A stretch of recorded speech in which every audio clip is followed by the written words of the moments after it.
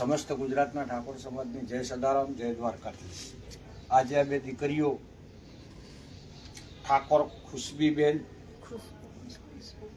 ધનજીભાઈ ગામ દિયોદર, જિલ્લો બનાસકાંઠા, 4 બહેનો છે। તેના પપ્પા ગેરેજ ચલાવે છે। દરેક દીકરી પાછળ દર મહિને 10,000 થી 12,000 ખર્ચો આવે છે। 4 દીકરીઓનો વર્તમાન સમયમાં મોંઘવારી પ્રમાણે 30-40 હજાર રૂપિયા ખર્ચો આપતો હશે, તો 30-40 હજાર રૂપિયા ખર્ચો કરીને 4 દીકરીઓને શિક્ષણ અપાવે છે। તો તેના પપ્પાને, તેના માતા પિતાને ખૂબ ખૂબ ધન્યવાદ અને અભિનંદન આપું છું। હાલમાં રનિંગમાં નેશનલ લેવલે પ્રથમ નંબરે આવેલ છે। ઝારખંડ, છત્તીસગઢ, મહારાષ્ટ્ર અને ગુજરાત 4 રાજ્યોની અંદર ઠાકોર સમાજનું નામ રોશન કર્યું છે અને ગાંધીનગરની અંદર કોલેજ કરે છે। આજે લાઇબ્રેરીની અને હોસ્ટેલની સદારામ સેવા સમિતિની ટીમની મુલાકાત લીધી, એની ઈચ્છા વ્યક્ત કરી કે મારે હોસ્ટેલની અંદર રહેવું છે, લાઇબ્રેરીમાં વાંચવું છે અને જ્યારે પરીક્ષા હશે ત્યારે હું ગાંધીનગર આપવા જઈશ।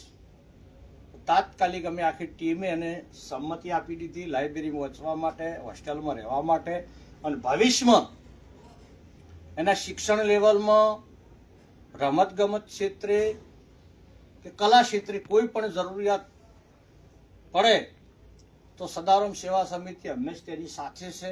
અને સમગ્ર ગુજરાતના ઠાકોર સમાજને પણ વિનંતી કરું છું કે આવી તેજસ્વી, હોશિયાર, કાબેલ અને ટેલેન્ટ દીકરીઓ હોય તો પેટે પાટા બધી મજૂરી કરી તેમને પ્રોત્સાહન પૂરું પાડો, તેમની પાછળ ખર્ચ કરો।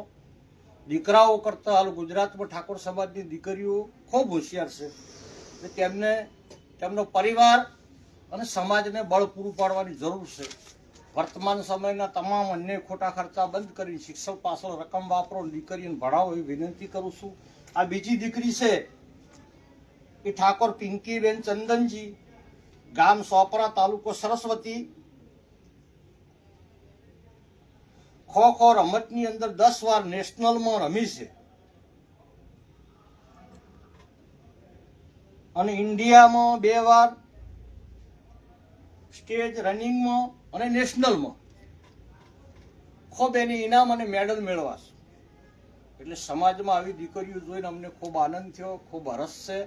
સમસ્ત ગુજરાતના ઠાકોર સમાજને હું વિનંતી કરું છું કે હવે પક્ષ, પાર્ટી, રાજકીય કાવા દાવા